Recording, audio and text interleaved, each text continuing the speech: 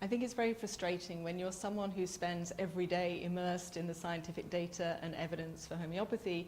If you hear that somebody has decided to stop funding it as part of their national healthcare service, or you found out they're putting some barrier to patients accessing it, it's very frustrating because we see the value of homeopathy as reported by patients. You can see that in the most basic studies, these observational studies where you give patients questionnaires about their symptoms and you see their symptoms disappearing under treatment and they're happy and they're satisfied with their treatment. You feel like this is such basic research, but it's showing the value, and we have that kind of data already. I mean, we have that.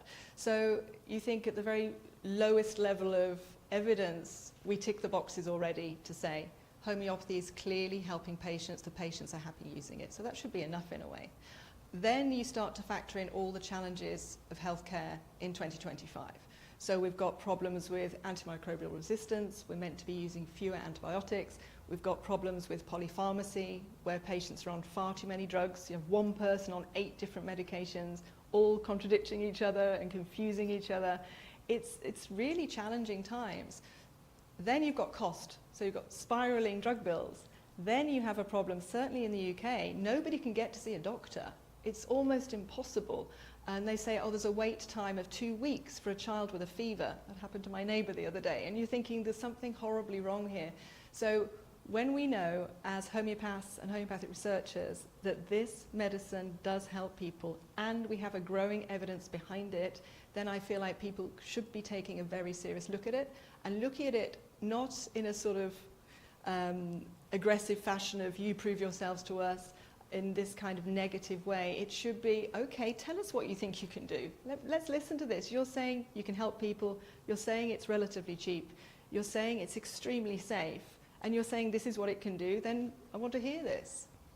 We absolutely need more research in homeopathy, because even though we have a substantial clinical evidence base now, we have over 300 controlled clinical trials, and that's now well recognised even by the authorities, if you like.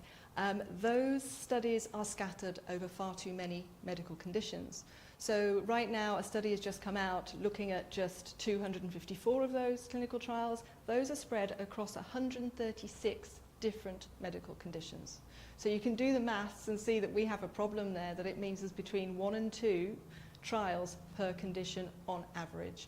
And in an era of evidence-based medicine, it's not just the quality of your studies that counts, of the individual trials, it's how many you have, how much data you have. You need a sort of threshold level of quantity and quality of data to get to the point where people are convinced, oh yes, there's really something here, yes, we can recommend this, yes, we can fund this. So HRI is doing everything we can do to encourage people to invest in more clinical research, but highly targeted, focusing on certain areas where we already have some evidence saying it works. Say, could you replicate that study again?